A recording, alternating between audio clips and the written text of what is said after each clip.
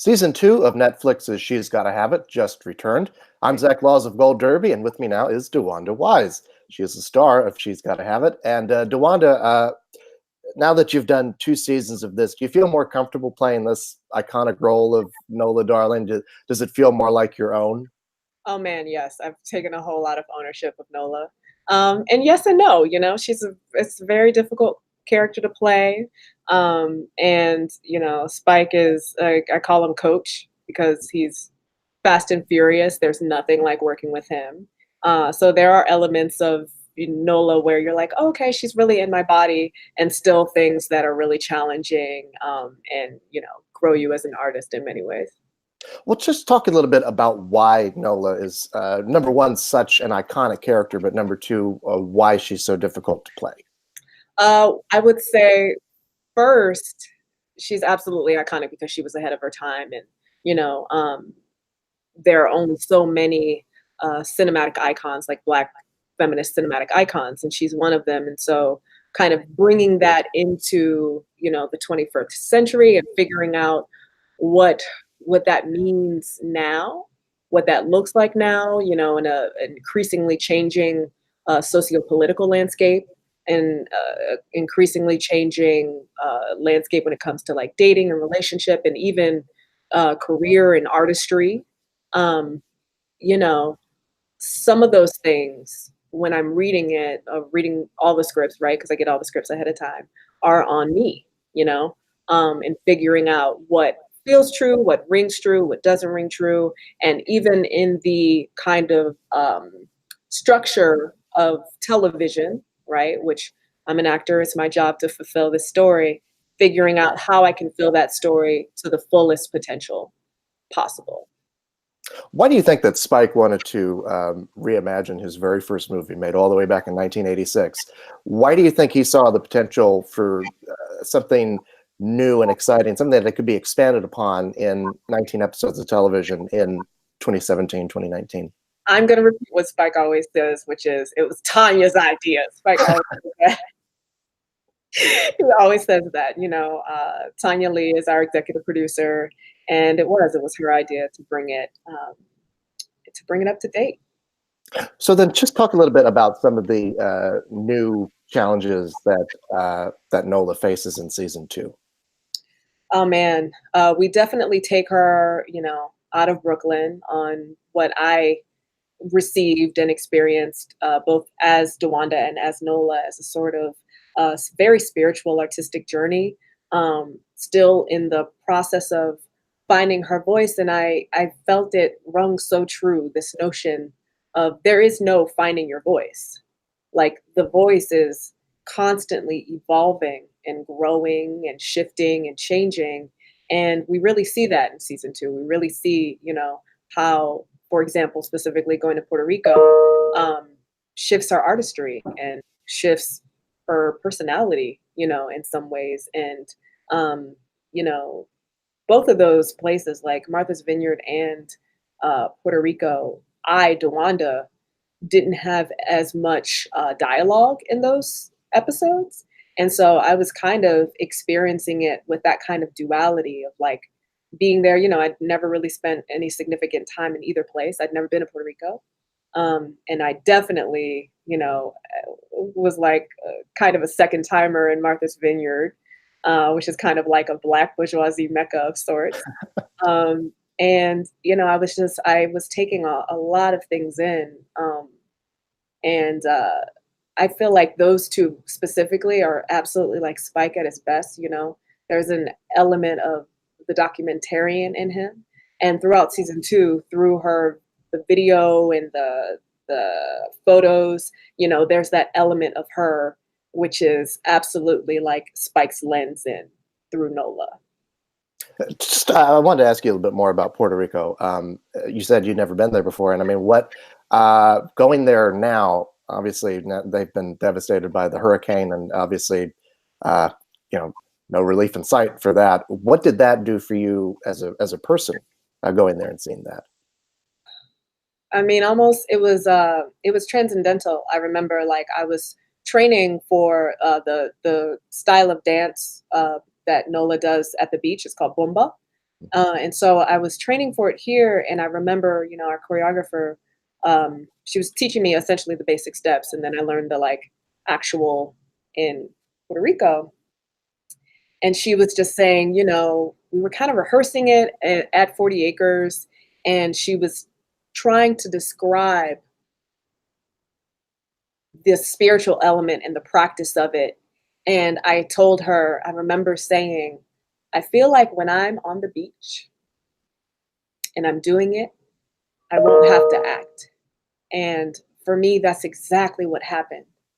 I got there and there were the drums and the circle, and Spike does a phenomenal. Our DP Daniel Patterson does this exceptional job of just kind of letting artists art and capturing, and our show is kind of a combination of improvised moments that are captured and scripted moments, and that moment I still I remember in my body, you know?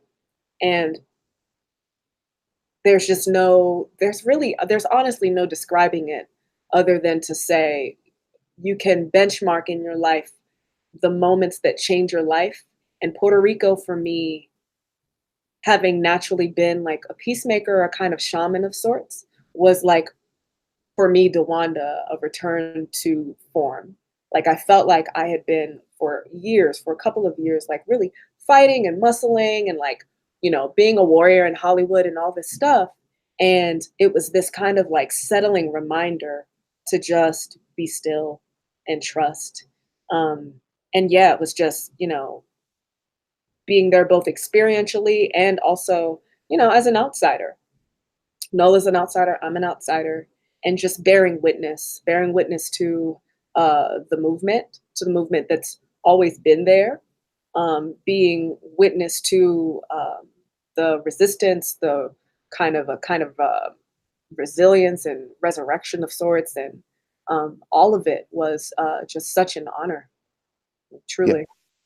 yeah, it's a very powerful episode. I wanted to ask you, I mean, so what's so fascinating about this show? Right in the very beginning, you think it's going to be about this woman and her relationship with three different men and sort of the machinations of that. But from the very beginning, you find out that it's really about her development as a woman Yeah. and independent of men, but also as an artist. Can you just talk a bit about Nola's journey and what that means for women today? Thankfully, it's 2019, so there's social media. And I love it when people say they don't read their DMs. I never believe them because I certainly read mine. Mhm. And I mean, the number of testimonials, you know, um, Nola represents a whole lot of things.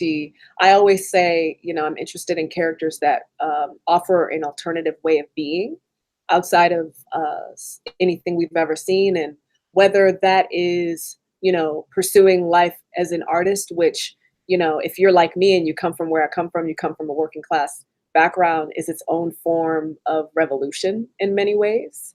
Or whether you are still in the process of discovering who you are and you require the space in whatever way and iteration and shape and form that takes to do so, and you decide that you are going to take up the space you need to figure out what you need.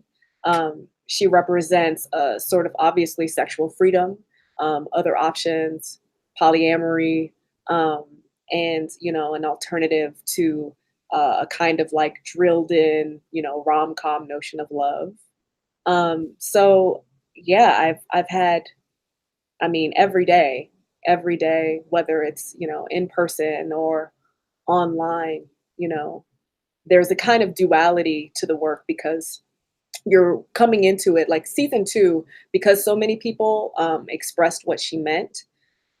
Like you are carrying that kind of responsibility, you're carrying that responsibility to the story, to everything that was established in season one, and you have to simultaneously carry that responsibility and also let it go and be in the moment and the truth and the given circumstances of what you're actually doing, like in that 2 to 5 minutes that you're working on a scene. It's pretty wild. And it's very empowering behind the scenes too. I mean, obviously this is like got Spike's imprint on it in every way, but you have a lot of strong Black women on the writing staff, and it Yeah. really adds, something to that. Yeah, for sure. And a lot of season 2, the female characters are expanded in so many ways, and we get to like dive deeper and go forward. And um I've always said the relationships Nola has with her mom, her therapist, her boss Raquel Mas, her friends, all of those are, it's some of my favorite and most true components of the story. And I was really happy to see that grow and swell in the second season. Absolutely. Yeah. You mentioned a little bit about working with Spike at the beginning. Can you just talk a bit about what it is like being directed by this guy? Tell us a little bit more. It's so hard to describe. I mean, it really is. It's definitely like courtside at a Knicks game. There's something about him that is really, you can call him coach, like that's really that pace, that intensity. And you know, I always say like Happy Spike is the best Spike. He's an artist. He's moody, he's, impulsive. You can find yourself like a lot of those shots of Coney Island. We just went to Coney Island. Like we finished one day. It was a half day because we just finished early because we're both efficiency snobs. So that's where we like really get along.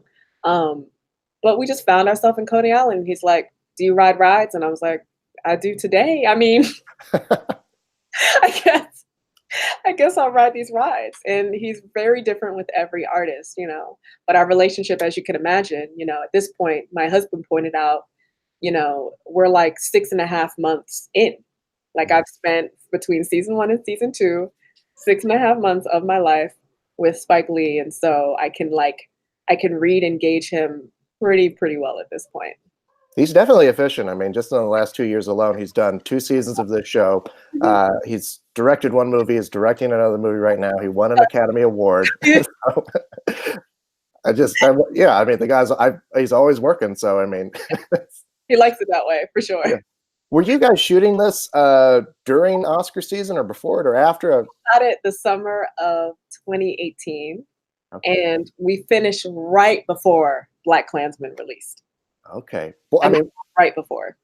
It's crazy. so then seeing him win that Oscar, I mean, what did that mean for you guys? I was there that night. Oh, wow. Yeah, I was out, doing the Hollywood party thing. And so, I mean, I saw him that week too because his agency threw a kind of toast in his honor. So I went to that. And there's something so wildly magnetic about the man. Like when when he won, we felt like, the majority of his fans and stands felt, which is you feel like you won. And it really has been a long time coming. And it's really wild and also so funny when I think about like season 1 and that quip about, Malcolm X, Yeah, yeah.